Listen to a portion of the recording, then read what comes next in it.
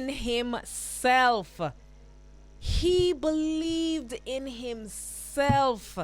And look where that got him. Grammy award winning Kabaka Pyramid. Congratulations. You see, when I got the news, because, you know, unfortunately still we are not on the main stage and broadcasted live during the Grammys. So the reggae category is ran earlier in the day. So when I got the news, it was as if I won the Grammy. I was so excited, so elated and happy for Kabaka and his entire team, because I know how hard they've worked. I've watched the journey. I'll never forget first hearing him perform. I think it was the second or third Welcome to Jamrock reggae cruise that I saw him, and I was blown away. And I've just watched the journey and the team that he has, his brethren from Campion High School Campion College that went to school with him, and they believed in him, and his parents who rallied around him, and this is what the fruit of his labor bear. Like, can you imagine? But just believing in yourself, he believed he could do it, put in the work, and is now a Grammy award winning artist. Congratulations, Kabaka Pyramid, and to your entire team. And I'm not sure if you guys heard the speech, and I hope my team has it queued up, because I wanna play it for you guys. So just take a listen. This is Kabaka's acceptance speech. Representing the Caribbean. Thank you for everybody supporting reggae music, positive, conscious music. Thank you to my mom, Marcia Salmon, my dad, Kipling Salmon, my management team, Abishai Hylett, Dwayne McDonald. We're just some kids from Kingston, Jamaica. Big up to Uncle Dulu. Big up to Young Paul Natalia, who sang on my album as well. Ronnie, my publicist, big up yourself for all the hard work. Much love to Damian Marley, who produced the album, Stephen Marley. And this one is for Joe Mercer Marley, who we lost in December, and for Taiwo Mackenzie and all of my family. Enough love. Blessings every time. We're just some youths from Kingston, Jamaica. Just some youths from Kingston, Jamaica that believed in themselves, that had the gift, that understood the calling, that knew and know what their purpose is, and did the work. It's not just get up and go up on the Grammy stage, you know. There was a lot of work. Kabaka has been in the game for a minute. He believed in himself. He had habits, which we're going to be talking about today. Intentional habits. Those intentional habits that Kabaka and his team had got him to that stage. So what intentional habits do you have that are leading you on your purpose journey, that are guiding you? Or what habits do you need to break? We're going to be talking about that and more today. But being intentional about habits and what habits are, and the good habits that we have and the bad habits that we have, and really a framework around those habits. I've just started to read Atomic Habits, and I'm going to come back to you guys and let you know how it is. I hear it is an amazing amazing book rather. But how many of us realize that we are forming habits and that we have habits? And over time, I think, Don, we said it was 18 to 234 days it takes to form a habit. So if it is that you're looking to drop some pounds, right? Or you're looking to set up a company, or whatever it is that you need to be doing, right? Or just kind of bettering yourself, or whatever it is, you need to form a habit around doing so and being intentional about doing that. And it takes time. It takes time to get that habit or to break that habit. It takes time. It's a common feeling, but the good news is that it's never too late to make a change.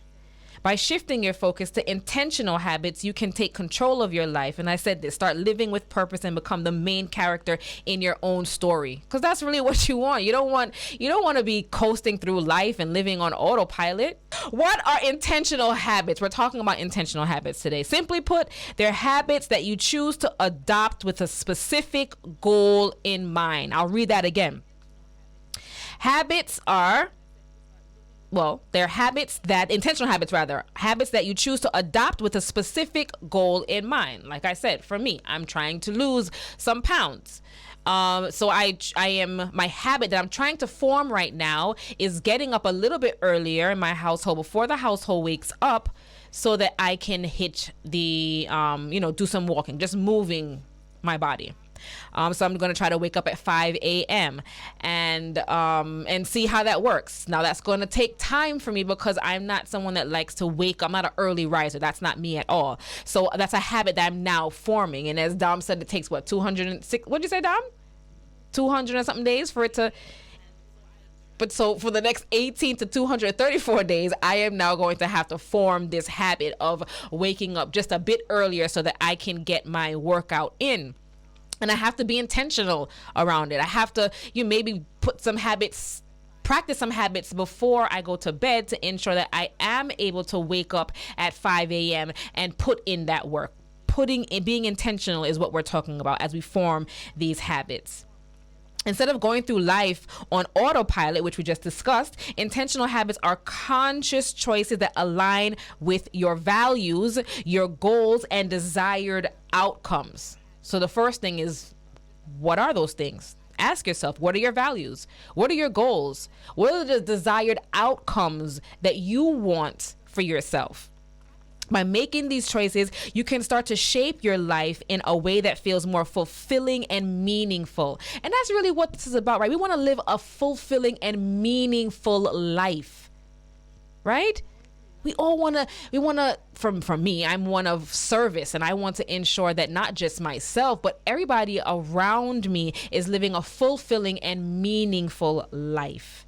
If you continued your life with the same habits as you practice now, what do you think it would look like? I can't keep eating fast food and expect to lose the 5 pounds that I want to lose, or whatever it is. I can't expect to not wake up earlier and forget about or skip the gym or skip moving my body and expect to lose the weight. And let's say you're not even looking about losing weight. Let's say you want to start a business, or you want to get back to school. What habits are you doing, and how are you being intentional about that habits to get to the desired outcome that you want? The habits you form on a daily basis have a significant impact on the quality of life you experience. These habits accumulate over time and eventually determine the outcome of your life. With a limited time here on earth, it's crucial to take control of your habits and make them work in your favor. I am going to say that again. With a limited time here on earth, it's crucial to take control of your habits and make them work in your favor. Time's limited, guys. So we're going to break down. My trusty producer came up with some keys on developing intentional habits, and I'm going to go over them with you. And please prepare yourself, guys. Krystal is coming up. You know that she's going to drop all the gems as we talk about the power of intentional habits. So have your journal, have your pen, your glass of water or glass of wine, wherever you are in the world. Let's get ready. So one of the keys to developing intentional habits is to focus on small changes. Very important. Sometimes some of us bite off too much and it gets overwhelming. So focus on small changes over time. Rather than trying to overhaul your entire life at once, start with small, manageable changes that you can stick to. This might mean waking up earlier, like I'm trying to do, to meditate or to journal, whatever that is. I mean, even if it is that you wake up 15 to 20 minutes earlier than your normal wake up time, one, that's time that you wouldn't have had to do something towards your goal, right? Whether it is working out or journaling or just preparing yourself, meditating and preparing yourself for that day. Take things in bite sizes. Another important aspect of intentional habit is to focus on what you want to add to your life rather than take away. What do you want to add to your life? What is that? What is that peace of mind? What do you want it to look like? So we need to be intentional about that habit that you need to form to ensure that you're the life that you want, you're getting to by forming that habit. For example, rather than focusing on giving up junk food, focus on adding more fresh, nutritious foods to your diet. I am not a big water drinker. I've said it. Hi, I'm Cynthia Shea. I don't like water. Well, drinking water. So I am now intentional about adding at least 2 to 3 bottles of water. The little pitty one though. Adding bottles of water to my daily regimen. I think they're saying you're supposed to have 12 to 8, I don't even know, ounces of water or something like that. Oh, JB saying 8 ounces. Yeah? 8 glasses of water you're supposed to have a day. So I'm intentional about that. I drink a lot of coconut water, and in my mind, I'm telling myself, oh no, that's good enough. But the doctor says, no, you have to have water, and be intentional about that. This shift in perspective can make it easier to stick to your habits. Just adding something more. Don't think about, all right, let me not do this, but how can I add something to get to that desired outcome that we're looking for, right? It's also important to be kind and patient and gentle with yourself. I always say, give yourself grace. Allow yourself to feel whatever it is you're going through, but allow the feelings to go through you, but be intentional about showing up for yourself as you develop these intentional habits. Habits take time to form. As we said, it's like some 18 to 266 days. And it's normal to experience setbacks and slip-ups along the way. Don't let setbacks discourage you. Simply dust yourself off, get back up, and keep going. At first you don't succeed. What do? You dust yourself off and you try again. You dust yourself off and you try again. Connecting. Stay connected. Experience the connection. Ivy Jam.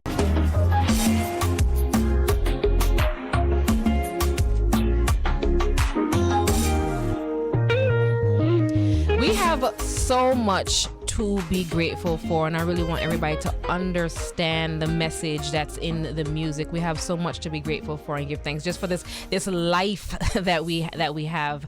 And as we talk about understanding the power of intentional habits, with us today is a woman known for making bold and intentional moves fearlessly.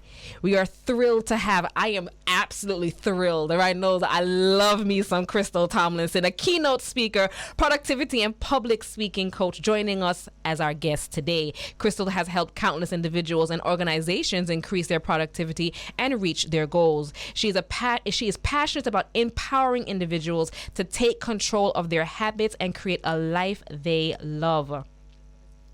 And funnily enough, I was reading last night Success Magazine. Hey, Krystal was nominated one of the most influential voices of 2022. Yes. Success Magazine, I'm talking about. Okay, guys, big win. We'll be discussing the importance of intentional habits and how they can have a profound impact on our lives. Krystal will be sharing her insights and expertise on how to form habits and align with our values and our goals, and the benefits that come with living a more purposeful life. Welcome to Chasing Purpose. Thank you. Krystal Tomlinson Great to be in on. the building. Guys, please download the app so you can see the excitement in which Krystal has come in to dress along with teams. Courtesy of Mel Jaden Couture. Mel Jaden, Yeah. I'll wait for my piece to arrive in the mail. Krystal, Yes. so much to talk about. But first I wanna talk about how you snatched our edges this morning with that post about not dimming your light or not shutting off your light. Yes. Yes. That is such an important message. I know if you come from a Christian perspective, you can relate to that thing about Absolutely. putting a light under the bushel. Yeah. Right? Oh, yes, yes. And in Matthew, there's a scripture about let your light so shine. Right?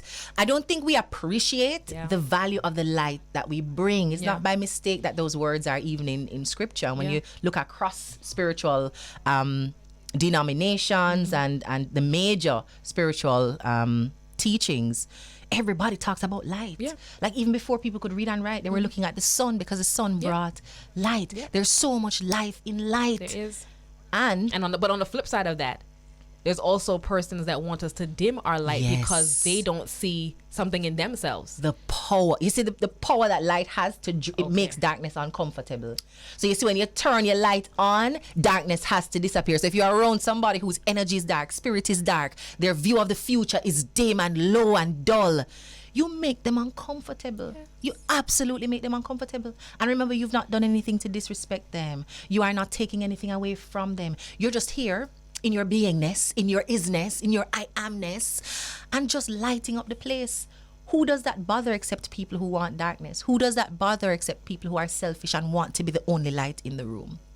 People who love light can't tell if you shut off yours, you know. They're like, come man, make a light on the place. Exactly. More light. And let's get brighter. Those are the people that you want in your space. And if you feel like somebody is constantly draining that energy or dimming your light, you need to move away from them. That's somebody you need to move away from. Absolutely. And move towards those that are boosting that energy, that's helping you to shine even brighter. So absolutely. I thought this morning's message was, I was like, yes, honey, the edges were snatched. Krystal. Yes, my queen. All right, so we're going to talk about this. I was telling Krystal, I ordered this. I believe big in supporting. I'm a big fan of Krystal's and what she's doing in her space. So when she launched this in 2022, this guide, I said, oh, let me support. Let me grab it. So I did. When I get the things in the people and I opened it up, I was like, oh, child. Like, she spent time on this. I did. She really spent time on this. I told her she put her foot all the way in it. Okay, it is. Can you guys see it? What camera am I at, room? Yeah, you can see it, right? The Success Farmer Guide. This is 2022, but she just said 2023 is out, right? Yes. And as we're talking about intentional habits and forming them and or breaking the bad ones, I do want to talk about this particular one because this one speaks to a habit that I broke that is helping me in my rising ritual. So it says, chains of habit are too light to be felt, but too heavy to be broken. That's Samuel Johnson. Your morning ritual sets the tone for your day. Haste, anxiety, confusion, and unpreparedness disrupt our equilibrium and invite struggle and resistance into our day. By mastering your morning with a peaceful entry into each day, you settle your mind, body, and spirit by bringing clarity, claim, and precision into each day. A habit that I broke, as we're talking about intentional habits, was I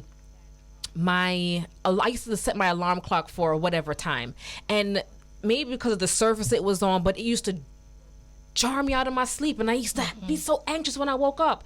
But I said, you know what, Lord, may y'all work. I'm going to turn off this alarm, and I'm going to ask that you wake me up naturally. And I can't tell you how, and this was last year around this time actually, when I got the journal, and I can easily say that I wake with ease. And big question, how do you go to bed? Do you have a time that you go to bed that allows you to get enough sleep? That's a whole other kettle of fish. I'm trying this 9:45 thing, or but I have an 11-year-old. Life is lifing, and but I do try to get to bed early, because I know that I need to rise naturally, But it's amazing the shift that has happened. When I rise with ease. And for some of us, even if you're not able to wake up naturally, like from your own circadian rhythm, just kind of coming up with the sun kind of vibe, which is really ideal. Yes. If we can't do that, what we have to practice doing is setting up a system that helps us to build the habit. So the alarm can be it for you. Having a solid bedtime can be it for you. The way you go to bed. So if you go to bed with a kind of, flat body into bed, jump down, then there's a lot of unresolved things that your brain is working through while you sleep. Read it in the journal as so well. you can wake up with the same anxiety, even if you're waking up early. So if we are intentional about rest, because that's the life principle around the rising and the resting ritual. If we're intentional about rest, how I go to bed, how I wind down, then we'll also be intentional about how we rise up. And vice versa. If you're intentional about how you rise up, you'll be intentional about how you rest. So in the morning, I always encourage persons to start the day paced and not in haste. Don't grab your phone and look at what messages you missed and check what notifications you have on Instagram or Facebook or Twitter. Just decide for yourself how you would like this day to go. How do you want to enter it? Do you want to enter it with laughter? What are you going to do to bring some laughter in your morning right now? Who are you going to call to actually elevate your mood in that way? And then we have some steps that we encourage always present themselves in your morning routine. One is a prayer or a meditation or a mantra. Important. Who are you talking to about the life that you want? Like, I have to ask people, when you say, this thing that nobody don't want to hear me, but who are you talking to? Are you talking to yourself? Because I think yourself wants to hear what you have to say. I think God, your creator, the universe, is interested in you speaking to him or her or it. If we believe that life cares about us and that life is listening and that God loves us and God wants to know what we want so that those things can be manifested, then let's have a conversation. Talk about what you want. Declare it as though it is already done. Envision yourself in those spaces. And the prayer allows you to do that, the asking. The prayer and the gratitude also allow you to accept and to recognize where you are already flourishing. Love the motif in here. And if we include intentionally now your meditation, your mantra, your prayer, and then we do some exercise, because physical routine and activity is important to opening up the body, right? Charging up the cells, charging up the brain. I also encourage people to read something. There has to be something that you want to learn. There has to be something you're curious about. There has to be something that can give you good gas, as I call it in the planner. Read the good gas. If it's your book of the month, listen to the podcast. Find something related to school. Maybe you're in school. Do a little bit of intentional building up of the mind, and then also give some good gas out. So I do that through my content online, but I also wake up and send messages to the people in my life that I love. I may not see you, and COVID made this even more valuable of a practice, but that I'm thinking about you. When I see your content online and I double tap it, I'm not just stopping there. I'm coming into WhatsApp. I'm taking the phone. I'm giving you a call. So you can feel the energy of my love and my care and push some good vibes in your space, especially if you don't have that right now. So if we make a practice of gratitude, thanking God for what we have, showing up for others and giving them love and blessing them with good energy, deliberately putting into our spirit the things that we know will nourish us, and then making it a practice to declare and affirm and to physically show up in our bodies, it makes the day feel different. It does. So you've done everything that you need to do for your spiritual growth and for your physical well-being and for your mental health. Then we can take on the productivity and all the appointments and assignments that people have for me with the right energy and vibration behind it. So let's talk about how intentional habits have changed your life for the better. So there was the first habit I got intentional about was prayer and meditation. So I was doing that from I was in university. I used to buy the daily bread. And so I got up in the morning and I read my daily bread and my scripture. And over time, I recognized that I wanted more. Like I wanted to have a conversation around applying that in real life, and to give me broader context. Here Comes Until Today by Ian LaVan Zandt. So I'm using that now with my scripture readings, and I'm seeing from a black spiritual perspective, right? Because Ian speaks to the black woman in us. So I'm able to locate that culturally as well as spiritually. So I get up every morning and I do that. What I have found between the themes in the Bible and the themes in my Until Today meditation, every issue, potential problem, struggle, challenge, cause for vexation, disappointment, all of those things I'm able to handle better because of that morning practice of reflecting on principle, of channeling my view and my focus inward to see who I am, what I need to do better, how I need to grow.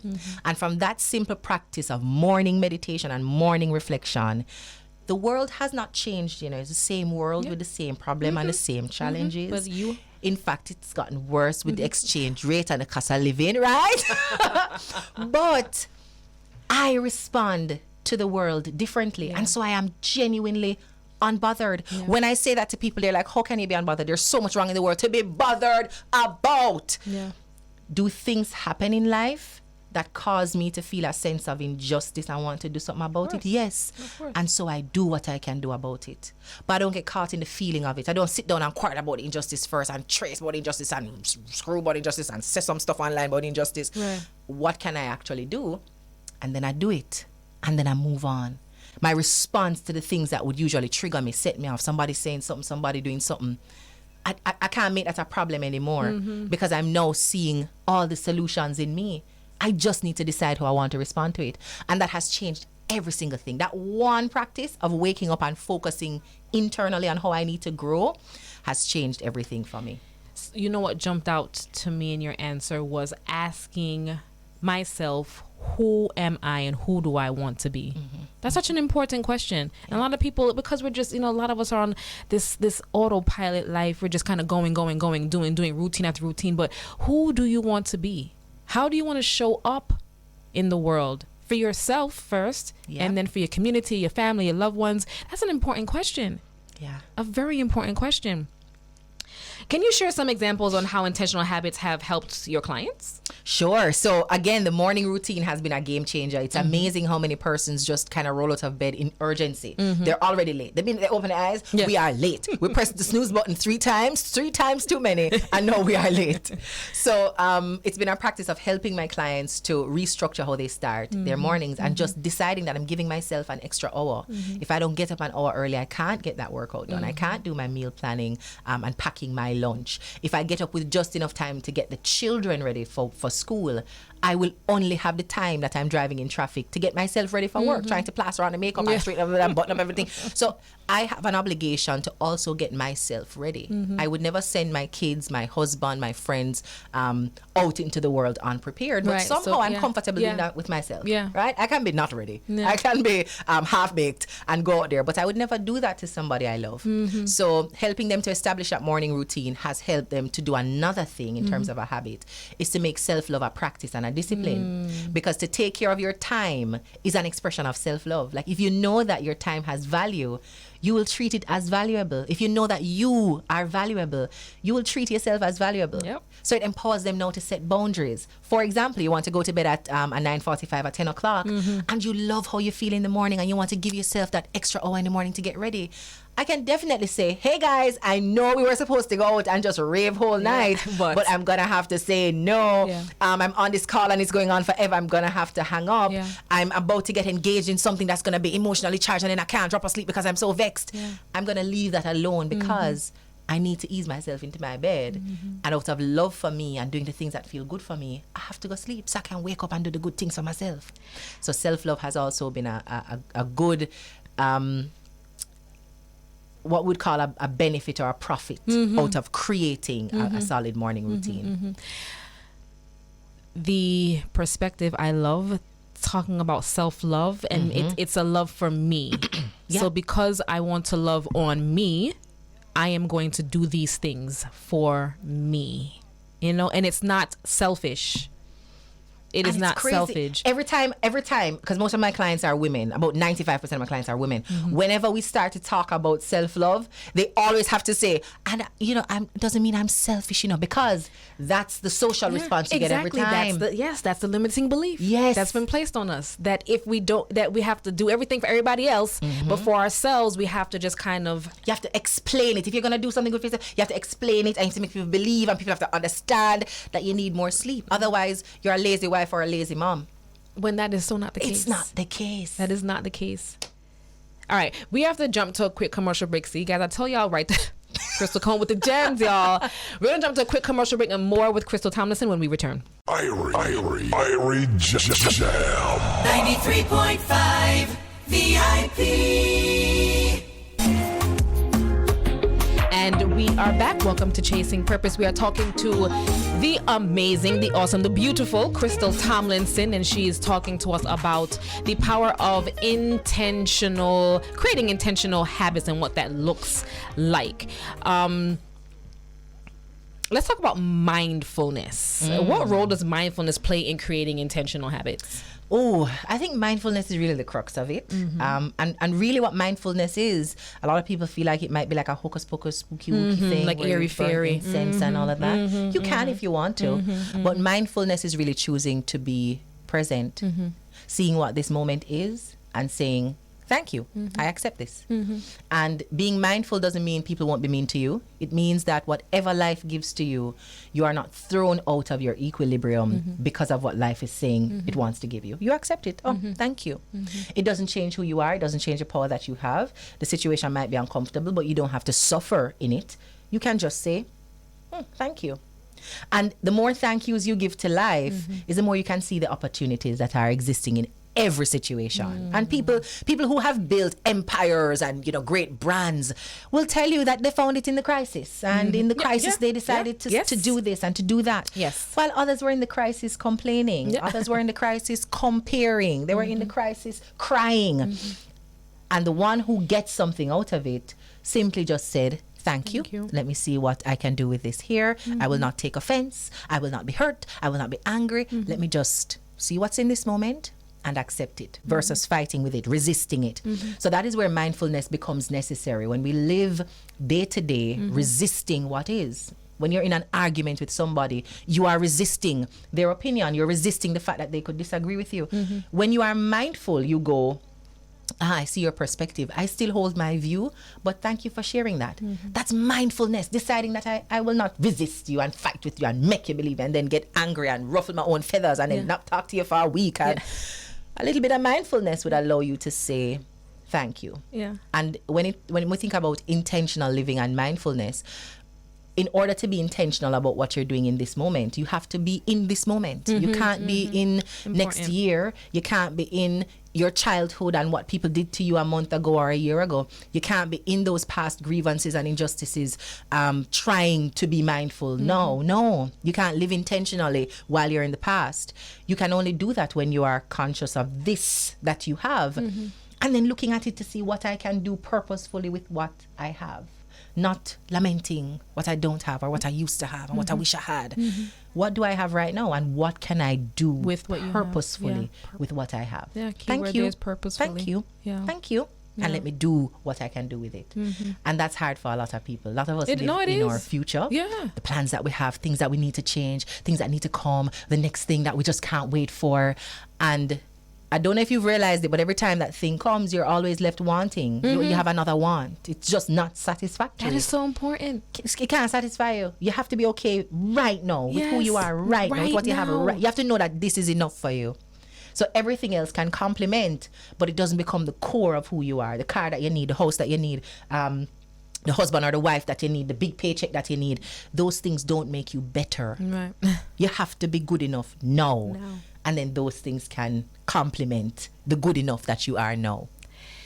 Let's talk about creating intentional habits. It sounds great, it's rolling nicely off my tongue, but no, Cynthia Shay, Krystal, I don't even know what creating a habit looks like. But now you want me to be intentional about it. What does that look like for the average person? So we are unconsciously creating habits. And sometimes we're consciously doing it. So let's look at the ones that we have unconsciously created. Waking up in the morning and having breakfast, or because some of us can go the whole day without breakfast, but at some point in the day having our first meal. That's a habit. But that habit reflects a system of how all habits are created, and it begins first with a trigger. So for us, the trigger is the body. So the body starts to grumble, and the brain goes, that signal means I want food. So after the trigger comes a desire. The desire now is for food. And then we begin to imagine what it is that we want to have for breakfast. Do I want cereal? Do I want bagels and egg? Do I want a big stew chicken, boiled dumpling? Based on how you grew up, the desire is now triggered, and you start to salivate at the thought of what you're going to eat. Right. And then you do not stop until you satisfy that desire. So you move next to either the kitchen to prepare the meal, or you go online and you order something, or you drive out and you head to your favorite coffee shop and get something. And then when it is satisfied, when the desire is satisfied, the food goes in your belly, feeling full, then that is the reward. So the reward is feeling full from the meal. Every single habit follows that pattern. There's a trigger. For some of us, it's the alarm in the morning. And when the alarm goes off, the first thing we do is desire something. What do you desire? Some of us desire the phone. And so we grab the phone. As soon as the trigger goes off, desire to see what I missed online. You get in and you feel the satisfaction and the rush that comes from seeing that people commented on your photo. They liked it. They told you were awesome and amazing. Or you got an email that said you got what you want. So there's a reward now for responding to the trigger and the desire to grab the phone. If we want to be intentional now, because those are, you didn't sit down and say, boy, I'm going to create a habit of grabbing my phone first thing in the morning. Right. So those were right. unconscious. You didn't speak that. Right. Unintentional. Right. But if we follow that pattern, what we can do now is to replace in that rhythm the thing that we desire. So if I wake up in the morning from the same alarm, my brain is going to want the phone. But I have to make a practice of desiring another thing. So what do I desire in the morning? I desire to feel strong. I desire to feel alive and alert. And so in the morning when the alarm goes off, what I'm going to pair that sound with is my gym clothes. Okay. So once the alarm goes off, I'm envisioning my gym clothes. Okay. So you have to be deliberate about that. Alarm goes off, boop, you're tempted now to use your Face ID and unlock the phone and go check some apps. No. Maybe a few mornings that will happen. But what you could also do is to rename your alarm. So your alarm says gym clothes. Okay, yeah, right? yeah. So the minute you see it, that trigger also becomes its own reminder about what we're going for right now. So we wake up, we see the alarm, it says gym clothes, we say stop, and we go put on the gym clothes.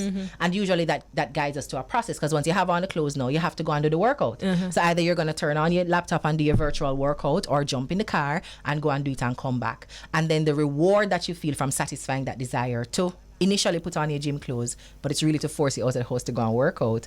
You feel that physical reward of being strong, alive, alert.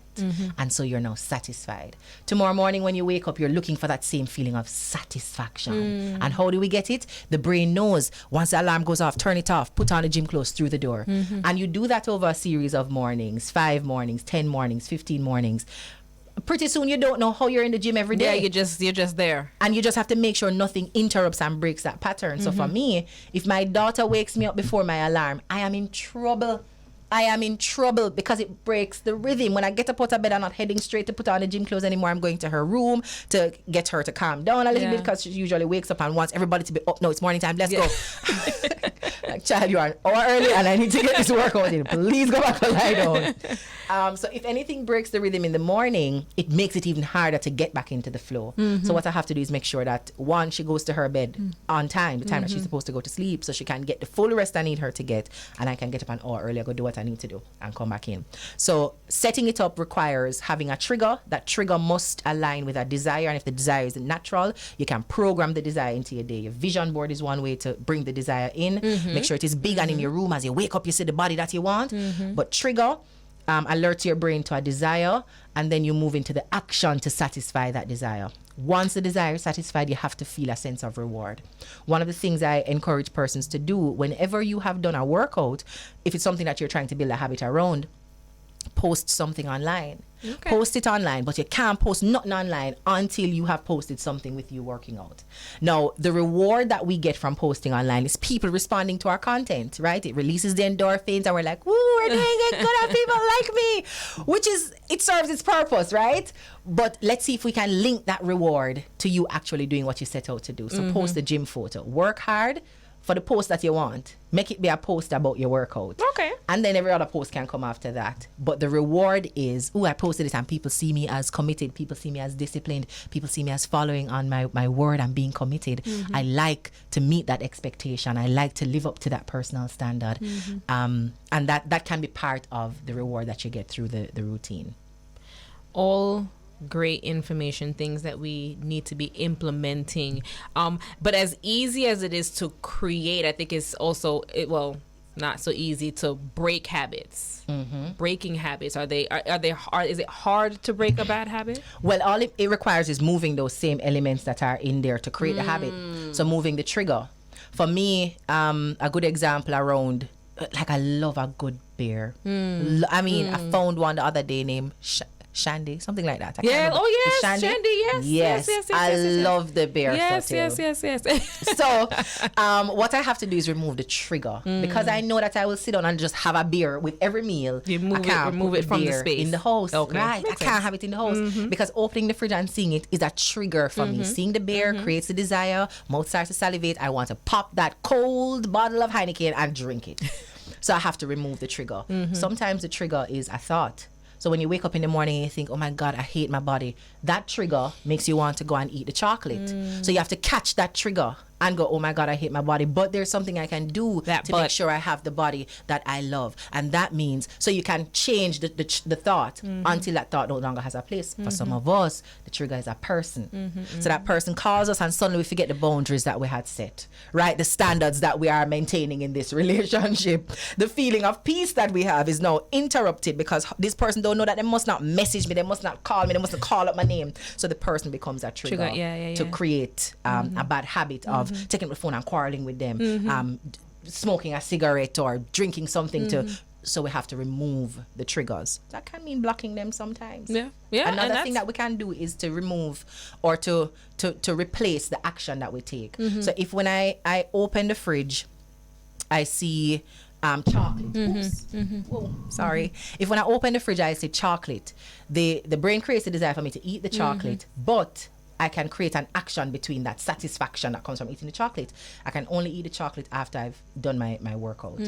Now, most times after I do the workout, I'm not feeling for the chocolate, right? No. But in case I do, I would have taken a positive action so that at least I've expended enough energy to not allow this chocolate to add calories that are unburnt into my body. So we can take a step between getting the reward.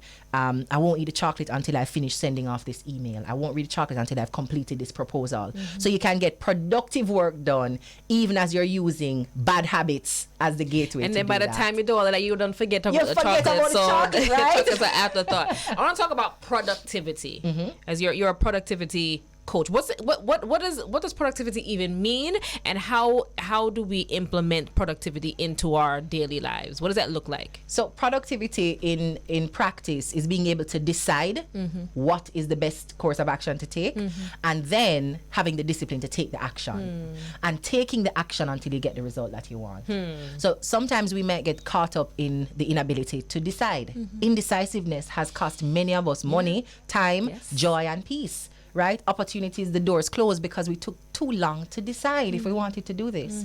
So if we create a process of making good decisions. So for me now I have, and we use the planner to help people lay out the principles. We've expanded it this year to allow you to indicate what principles you're operating on in key quadrants, like your finances. What's your principle around money? So when you have a decision to make with the money, you can make it. Even if it's a hard decision, you can make it because I know how to make decisions around money. These are my principles. One is I'm going to live on 80% of what I earn. So no matter what I want in this life, once I get paid, 20% goes over there and I'm only going to live on this 80%. So any decision I have to make is made within the context of you only have $80, right? So let's get to it with $80. So that's important for us to know what principles we're operating on to guide our decisions and make those decisions consistent. And then developing the discipline now to get that done requires a little more. Don't know if you have to take a break because this is a little No, lengthy. let's do it. Let's do it. Take a break. No, go. Let's do it. So when we talk about building the discipline to take action, what we're talking about is interrupting the mind that wants us to just stay still, don't do anything extra, keep doing what you've always been doing. Interrupting those thoughts by taking action. How we do that is the routines that we spoke about. So designing routines that get you to act, like getting you through the door. Building a system of accountability. So maybe you have somebody at the gym who calls to say, hey, we're here waiting. The group needs to go do the run. The sun is coming up. We're depending on you. And then that pushes you. So you may not do it for yourself, but if you know somebody else is depending on you to do it, it drives you to take that action. Another thing that is important is self-monitoring. And we spoke a little bit about it. It's inside the resting routine as part of the principles, but looking at what you've actually done. Sometimes we get to the end of the day and we think we have taken action towards the goal, but if you really assess and monitor your behavior, you'll realize that I didn't make any of those sales calls I was supposed to make. I didn't send off those emails. I didn't finish drafting that proposal. I didn't attend that meeting prepared. I didn't follow up with that person so I could get that yes. But I feel exhausted. It means that I was doing the wrong things today. So I spent quite a while on the phone and I was helping somebody to solve a problem and I was reading over something for somebody else and I had started project B, but really project A is what I should have been focused on. So now that I know the ways that I did not do what I was supposed to do, tomorrow I can focus on that. A little bit of self-monitoring goes a long way. Literally looking yourself in the mirror and going, did we actually do what we're supposed to do today? No, we didn't. Well, okay, let's make sure we get it done tomorrow. Instead of waiting to the end of the week, the end of the year, and then saying, I don't know where those 12 months went. That's Look that how me do autopilot everything we could have do. Yeah. I'm still not achieve the goal. It looked like I'm going to be a failure for the rest of my life. Whoa. Did you actually do everything that was necessary to achieve that goal? Right. That preparation is very, very important. Even for me with this show, I have had to really prepare. I am a procrastinator. I am Cynthia Shea. I'm a procrastinator. But I know when it comes on to doing this show, because I have so much other things doing, I have to really sit and be mindful about preparing. You know something I wanted to mention? One of the things that can cause difficulty in taking action is fear, and fear is related to procrastination too. Sometimes it's a fear of failure that causes us to delay the action. So if there's any listener out here who also has that same challenge with procrastination or the fear of failure, I wanted to say this to you. Your fear of failure doesn't come from being a perfectionist. It's not that you want things to be perfect and so you don't start until they're perfect. What we are afraid of is not being elevated by the work that we do. So if somebody said to me, boy, Krystal, I guarantee if you open that door right now and take 3 steps and do a cartwheel and roll on the floor, we have $1 million to give you. A fear of failure. I can't fear that. I'm going to try that until I get the $1 million. There's nothing to convince me that I can do that. And if I don't know how to do the cartwheel, I'm going to learn how to do the cartwheel. Give me 2 weeks and come back and then I'm going to do the thing that you say I must do because I need that $1 million. I know that I can pass that test. I am sure that when I finish doing those things, I have $1 million. So the outcome is sure. When we think about our goals, the outcome is not so sure. I'm not sure if after I put in all of this energy, that is going to people are going to put the product on the market and they're going to say, oh, excellent, I love this, I want to buy it. So what we're looking for is a guarantee that when we do the work, it will be elevated or we will be made better by it. Because of it, right. So we're dealing with ego in some respects because the ego wants everything that it does to add value and prominence and make itself big. When we stop focusing on being the best, so if I get up today and I say I want to be the best productivity coach, that can create a fear of failure because it requires comparative analysis. I'm going to have to look around and see what everybody else is doing, judge myself on their metrics, see who's good, better, best, where do I locate myself. Then I'm going to feel inadequate and then I'm going to compare and then I'm going to contrast. But if I get up and I say I'm going to be my best, I'm going to do the best I can. My best. And I just own that. Don't matter what anybody else is doing. Don't matter what anybody else says. Did I do my best today? Am I monitoring myself for my best today? Fear can't come in because I'm not looking to be made big and great when I do my work. I'm just looking to do the work purposefully. And if it's one person get it, great. If 0 persons get it, I know I did my best and that's enough for me. The validation and the elevation, it don't matter. So whether or not I get it, I don't worry about that. So if we shift the focus to purposeful work, doing it for the sake of doing it, I move this just because it should be moved. I'm not afraid that if I move it over here, Cynthia Shea going to push it back over here. I move it just for the sake of it being moved. No fear. Just do it because it needs to be done. There's so much to unpack there, and I can't believe time has gone. Where, quickly, tell our listeners where they can get the So it's planner. only available for purchase online. So you'd have to go to thesuccessfarm.com/planner. If you follow me online at Krystal Tomlinson, Instagram, Facebook, Twitter, you can just click the link in my bio and you'll be able to purchase there. But we deliver in Jamaica. So we have stock in Jamaica. Once you purchase online, we get the notification and we're able to ship to you in about 48 hours wherever in Jamaica you are. And we also ship in the US, to Canada, to the UK, other Caribbean islands. But so wherever you're in the world, there's no excuse. There's no excuse. We're getting to the Success Farmer Guide for 2023. Krystal, as always, we are filled. Thank you. With your awesomeness. It always is with you. Bridge Nation, Irie Jam family, thank you for joining us here on Chasing Purpose. As always, sow seeds others can benefit from. Wishing you love, light, and of course, purpose.